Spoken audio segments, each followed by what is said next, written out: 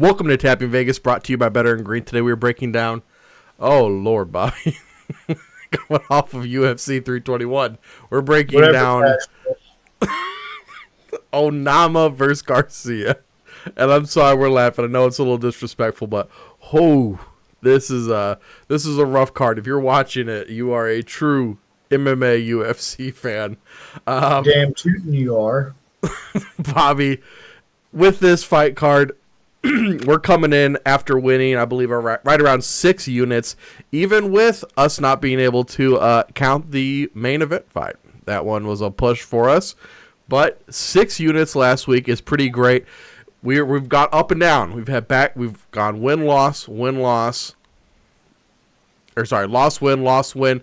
That would be. Is this going to be a loss? I hope not. I think we can start a winning streak here. Break the little up and down roller coaster that we've been on. But guys, I'm gonna let Bobby take away this first fight, man. And for me, I know these guys so little that Bobby, all of my picks today, and I know I did this a while back, is just for fun.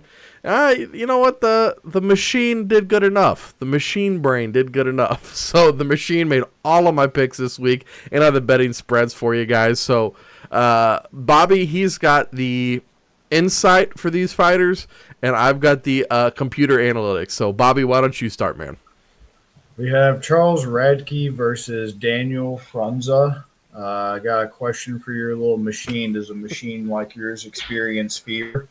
Because this fight should put fear into its heart, because this is just pure, unadulterated violence that this machine is incapable of understanding. You've heard of the dead internet theory. Well, this is going to be the dead computer theory, because you can't equivalently accurately explain the human emotion invested in this raw and intense of a fight. And I'm saying all this because I am absolutely dejected, depressed, and distressed at how absolutely dog shit this card is. And how all of you idiots are going to be saying that this is a sneaky banger, and the ones on paper that are bad turn out to be awesome. And I'm just sick of it. I'm sick of it. But what I'm not sick of is how in the hell Daniel Funtime Frunza is somehow an underdog on this. I'm starting to get a little scared. It feels like a trap, because right now Daniel Frunza's plus 142, Charles Radke's a minus 170, and most surprising to me is Charles Radke is 78% of bets right now on DraftKings, and Frunza is 22%. And I know that Frunza in his debut was knocked down 3 times, which is crazy, by Rise McKee. It's a horrible debut. It was a doctor stoppage in round 1 loss for Rise McKee. But I got to say, man, I have a lot more faith in him as a young fighter. Losing that first fight, sometimes it's just jitters, sometimes it's just that first fight nerves. I got more faith in him than Charles Radke, and I say that as like a big Charles Radke fan. I really believed in the guy. Had a lot of hype coming in for Radke. But, you got Frunza's got the height advantage. He's got a slight reach advantage by 1 inch. 31, Radke's 35. Not a huge age discrepancy, but height and reach is on Frunza's side. He's definitely going to try to strike. Watching his LFA tape, he likes to strike. He can get a little kind of controlled in the clinch, which kind of scared me in his Jalen Fuller fight. I know he won that 2 years ago, but it was kind of concerning how much of the clinch he was just kind of getting manhandled in. So that's a bit of a concern, but overall, the guy's got 89% of his wins. Frunza does by TKO. Exciting guy. That's how he got his Contender Series contract. That round 2, pounding him out, putting him through the Mattress Firm Direct. Shout out to Mattress Firm Special, putting him through the mattress on Fathom Kutsi.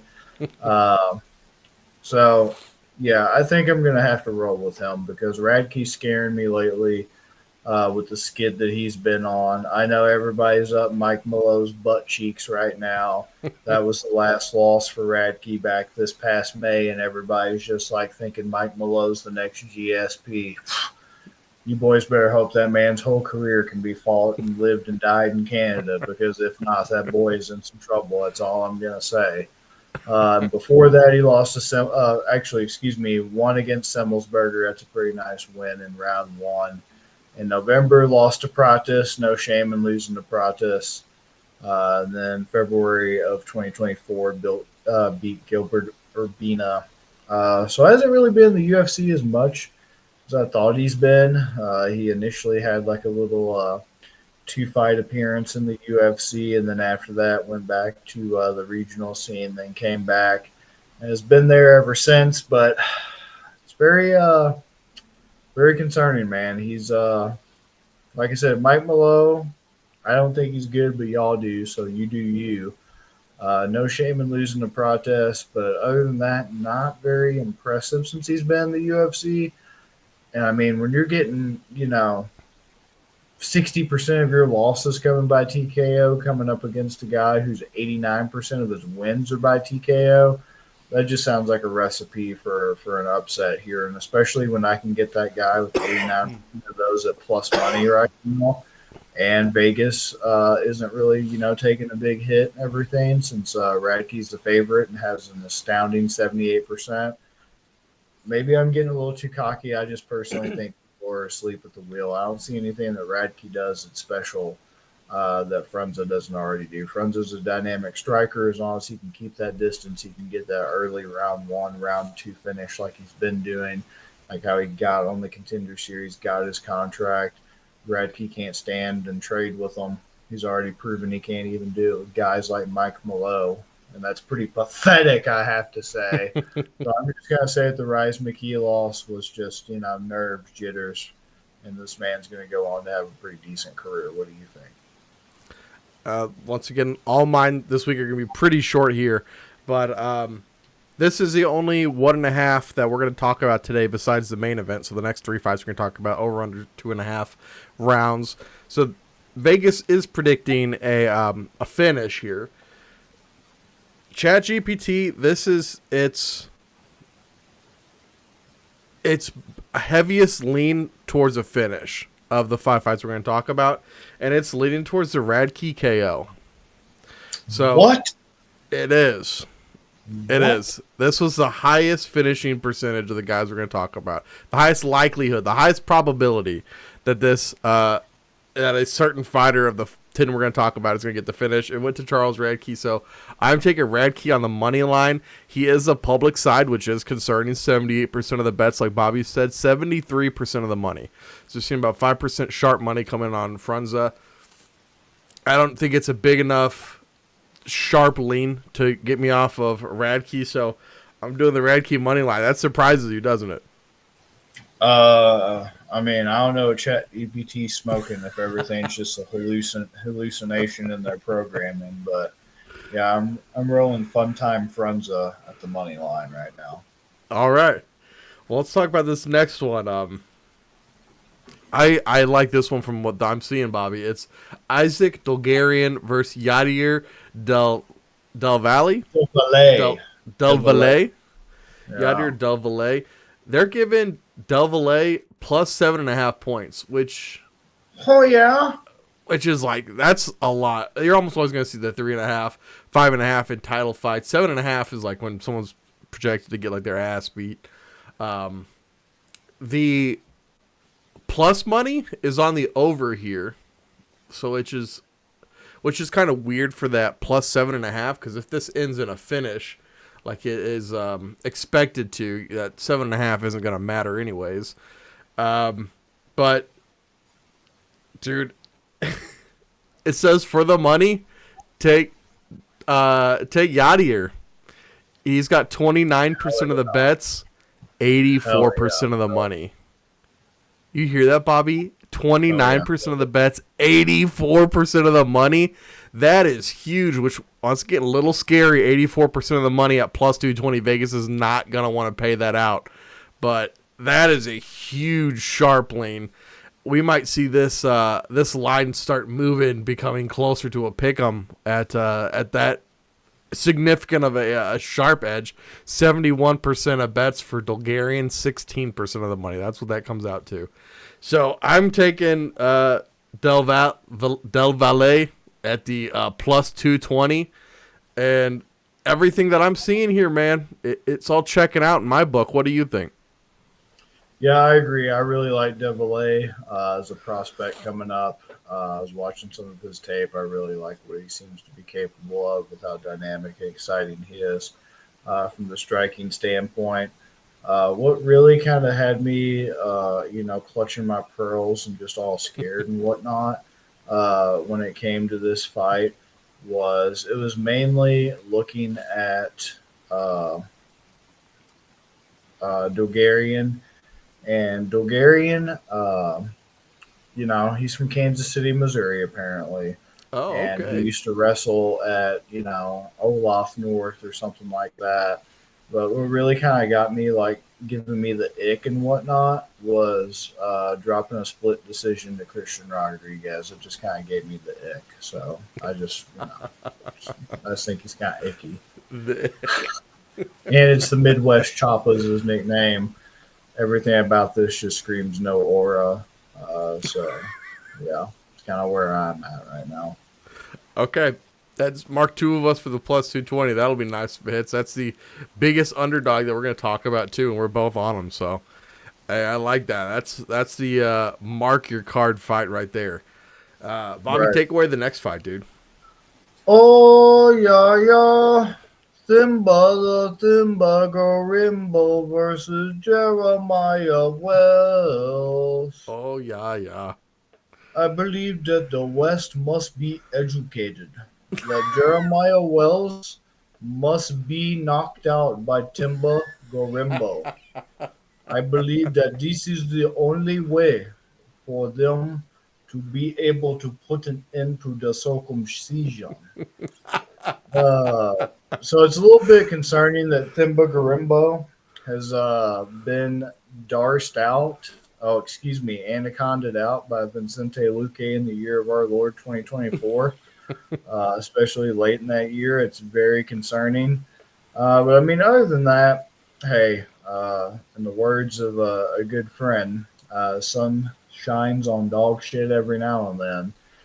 Before that, he was on a pretty impressive four-fight win streak. Pete Rodriguez, not to be confused with Pete Davidson, Ramiz Brahmaji, Nico Price, and Takashi Sato. Nice little streak there. Um, so that's encouraging. I'm just chalking that up to whatever. Jeremiah Wells, man, on a two-fight skid. Very concerning that you're dropping a split decision to Max Griffin in 2024. Like, geez Louise, man. How the hell is Max Griffin still even in the UFC? You're Let right. alone you call yourself dropping a split decision with this man last February. Yeah. You gotta, like, seriously, like, you gotta sit in a room with the lights off and your head down, and you gotta think about some things in your life if you're losing to Max Payne Griffin in 2024 with a split decision. That's just, I don't even know what to say about that. I'm just quite frankly disgusted. Uh, I mean, you got a guy who is 75% of his losses have come by decision, going up against a decisionator in Themba Garimbo, who has 43% of his wins by decision. This is just a recipe for Timbo Garimbo to go out there and educate Jeremiah Wells and teach him a lesson about what happens when you have a monkey that climb up the banana tree and expose his own body hole. So Jeremiah Wells is going to learn what happens when you reach that pinnacle, what happens when you reach that height of success and you climb that ladder. You got an exposed butthole. That's what happens. So he's gonna find out what happens around here on this show, and you know what happens to buttholes around here sometimes. Hey, yo, hey, Pa. So, in light of all that to say, I think Themba Garimbo is gonna teach that man a lesson that he needs to learn. All right, and it's gonna basically make him better for it. Sometimes you get those. Before y'all act like I'm old Jeff Neal over here, and y'all go all Ian Gary. Besides what Ian Gary already does, I know y'all already sit in a chair that's in your room and it ain't for Oh, my clothes. God. So before you start saying, this, that, and everything else, you ever get an ass whipping that was so bad it made you just rethink your whole life and reconsider your career? That's what Jeremiah Wells is going to get, except it's going to be a very lackluster milquetoast decision. It's going to be pitter patter, but it's going to hurt the same, if not worse. And he's going to wish he would have just been knocked out instead of having to stand across that man for 15 minutes. Especially with the odds. Where we got the odds? I don't want to see no Cedricus dumbass. I don't want to see that. I want to see the action, boy. I want to see that Timba. Where's that? Okay, there we go. We got Timba at minus 142, Wells at plus 120. Yeah, you're not getting me on Wells at only at plus 120. Unfortunately, you got 72% of the money on Timba, but that's what happens when you have a favorite. 28% of bets are on Wells. What about that Timba decision? Man, you didn't get Timba decision at plus 225? Are you kidding me? Are you kidding me right now? That's how I'm rocking like a cutoff stocking. Timba decision at plus 225. What do you think? Bobby, we don't talk about our picks before the show, do we? Ever? No. Chad GPT likes Thimba Garimbo by decision with a 40%, over 40% probability of that happening. This time the robot's okay in my book. This time the robot, he's all right. And we're also seeing the money split percentages like you normally see. The sharp money is almost always on the dog because that's where the value is. 8% sharp money on Garimbo. 72% of bets, 80% of the money. Because people know. They know about Timba Garimbo. I'm telling you, I'm going to do Garimbo on the money line just to be safe since you already took the decision. I can just play it safe there, and then we can reap the benefits, man. At the minus 142. But, I mean, since we're both on the dog with Yadier, yeah, I will go. I started thinking, I kind of wanted to hop on there with you, but then that'd be 4 of our picks on plus 200 bets. So we'll keep it settled down a little bit.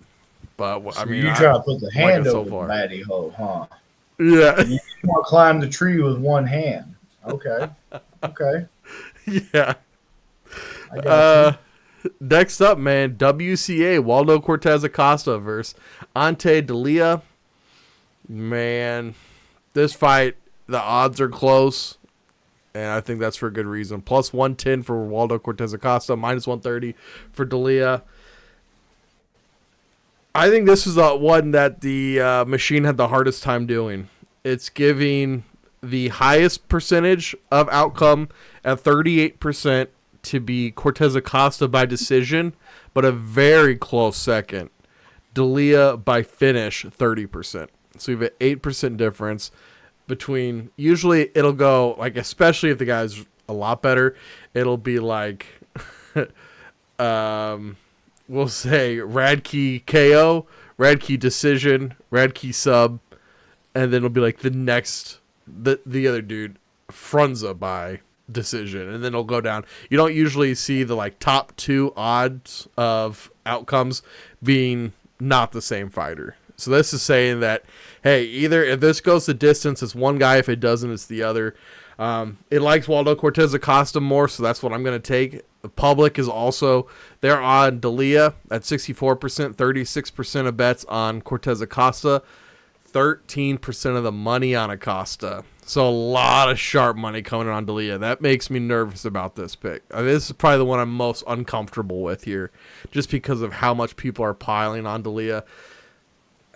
But see, this is the thing with the Waldo Cortes-Acosta. I thought he was going to lose to that one, like that kickboxing dude from Cuba or whatever. I thought that he was Robles Desplain. Yes, yeah. I thought he was gonna get knocked out by him, and then Cortes-Acosta is on like an all-time decision run right now. So, give me Waldo Cortes-Acosta money line since I'm already getting that plus money. But I mean, let's check real quick what the decision is.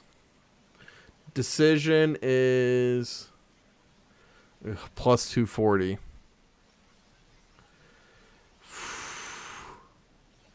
I'll do it. Waldo Cortes-Acosta by decision plus 240. What do you think, Bobby? So, for all the fans out there, thank you guys for watching. Thank you guys for following us. You know, yes, you've been a fan for a while. On this show, we pride ourselves on giving you, what we think is pretty good analysis based off tape study, tell of the tape, right? Film watch, pounds, height, reach, what they ate for breakfast, previous injuries, things like that. It's we seriously try very hard on this show to give you an edge and to enjoy this, to actually make it a very fun, full experience. But Mhm. you also know, if you've been watching this show for a while, how I feel about heavyweight fights. Oh God. And so I don't know if you guys can hear it, but I'm going to Anton Shugay this decision. No country for old men style. Heads or tails, call it. And if you get it wrong, you know what's happening to them pants around them ankles and what comes next. Heads, I'm going with Waldo Cortes-Acosta. Tails, I'm going with Auntie, my favorite Auntie, my Auntie Delija. So let's see what the coin says. Son of a bitch, it fell behind the door. Let me look at it. Oh, with the build up. I see it. I look back there. It's tails, folks. I'm going with Auntie. I'll let fate decide. I'm gonna get my little air gun, put it right between the forehead. Are you doing anti decision or anti KO or just anti money line at the -130? I don't know that WCA actually has been KO'd too much. I'm kind of surprised. It's another thing. How are you a heavyweight and you don't live and die by the KO? You just I don't dance know, man. around I out don't there, belly all out. I don't get Waldo. I really don't. Either, man. He's an anomaly, bro. He's such a weirdo. Just He is. out there looking all thick, double cheeked up on a Saturday. Just not getting knocked out, not doing any knocking out. Hasn't been knocked out since 2021. Well, guess what, boy? That ends tomorrow. I'm going knockout just for giggles. Ooh. What is that at?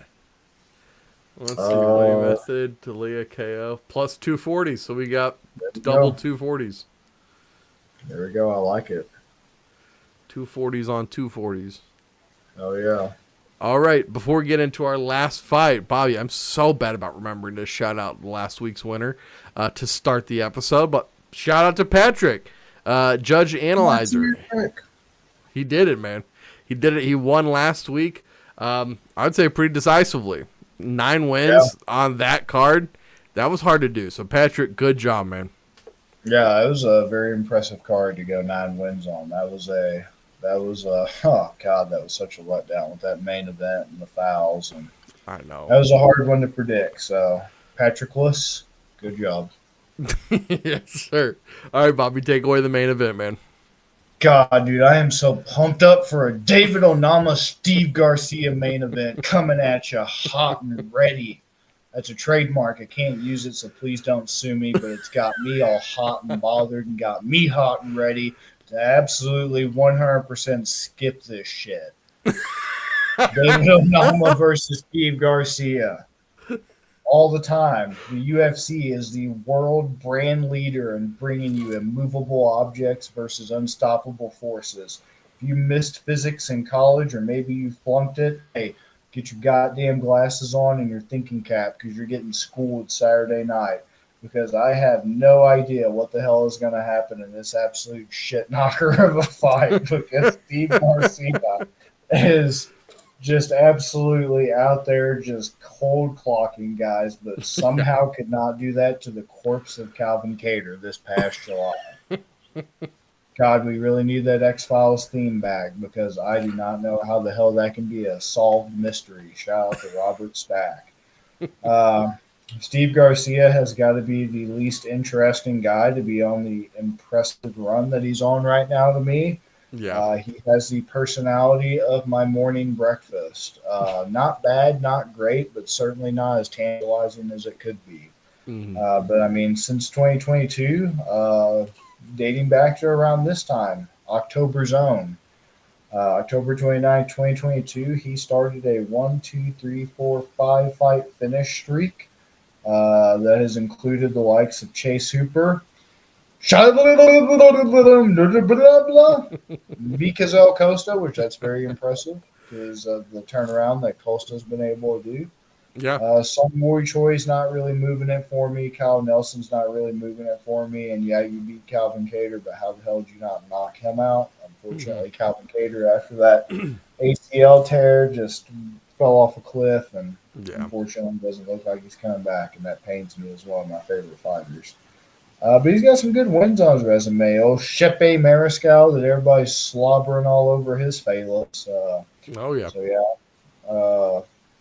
So who do I think? I mean, when you got Steve Garcia, this man's got 78% of his wins coming by KO, TKO, 18-5.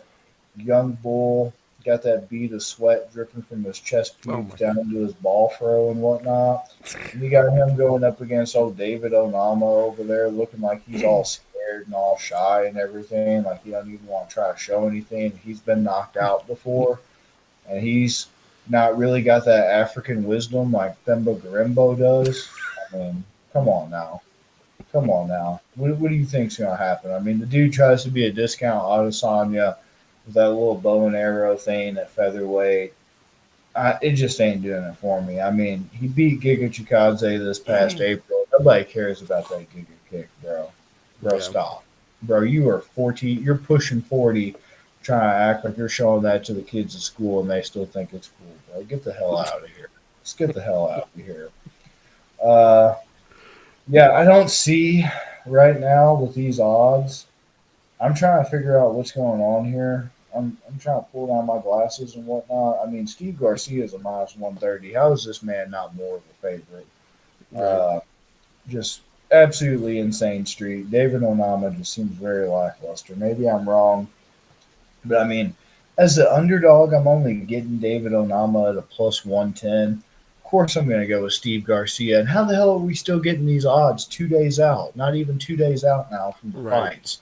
And we still have almost a pick 'em with minus 130 for Garcia, plus 110 for Onama. 69% of bets on Garcia. Smart people out there. The only thing that sucks is that they know that you can probably get a KO TKO from Steve Garcia, so that's only at a plus 100. Mhm. But you know what? I'm going to take that plus 100 for Steve Garcia KO TKO, and I'm going to pull a sneaky on you guys here in a minute. You're gonna take the plus 100. We can just get a money line at minus 130. I'm going to pull a sneaky here, though. Okay. All right. Hey, Yeah, King you're right. Garcia. You're right. I'll stay with the money line, but I'm still going to Okay. do a sneaky, though. Hey, you're more than welcome for a sneaky. uh, yeah, the AI likes Steve Garcia too, man. They like his good takedown defense, and he has a higher finishing probability. So I will take Steve Garcia on the money line here. Juice a little bit to the over 1.5. So that is my only concern about this going to a decision is that minus 130. Because Onama's not bad. I just don't think he's as good as Garcia. Neither of these guys are like big. What's a nice way to say it? Big threats in the division. Like they're not gonna climb to the top. At least in my eyes. Once again, this is not meant to be hateful or mean spirited, Right. but I just don't see either of these guys reaching those heights. But Steve Garcia's look great. Give me him. He's got 69% of the bets, 66% of the money. So a 3% sharpling on Onama. So 34% at plus 110. Maybe that's why this line isn't moving more. It's because they get that like 60-30 split or more like 70-30 split. It makes me a little concerned because it's public and that's where the money is. But I just that's my 2 cents, man. I think it's got to be Garcia. What's the sneaky? Sneaky. Man, this card was hard to cover. So thank you guys for even watching this. If you watch this, Yeah, this was thank you. this ain't Chick-fil-A. This was not a pleasure. It was not a pleasure. I'm just going to be real about it. My sneaky, though, that's Pativan Garcia plus 900 decision. That's my sneaky. Dude, okay. So we're like on the same wavelength there. Yeah, plus 900 decision for Pativan. I like it. I like as terrible as this card is, Bobby. I actually really like our picks this week. I think there's a good chance that we start a win streak here. I hope that lubes it up then if it's going to be bad. I mean, we're already we're already doing well now with the Right. last card. So if we can just capitalize on that, this does end up being at least a good betting card. That'd be a nice little consolation prize. Absolutely. And you know what, guys? When this comes out, it's going to be Halloween. So have a safe and happy Halloween. I'm going to be hanging out with Bobby, having some drinks and good times with him. But also, guys, sports betting, if you're in Missouri, becomes legalized December 1st. Everything goes live. If you haven't already signed up for DraftKings, use the link on our website and in the description of this video. Our website, bettergreen.com. You guys get MMA articles. Bobby, getting ready for this card, already put out an article this week breaking down the worst UFC cards in history. So if you want a good laugh, make sure you guys go to our website, check that out. I also will have a DFS article out for this UFC card.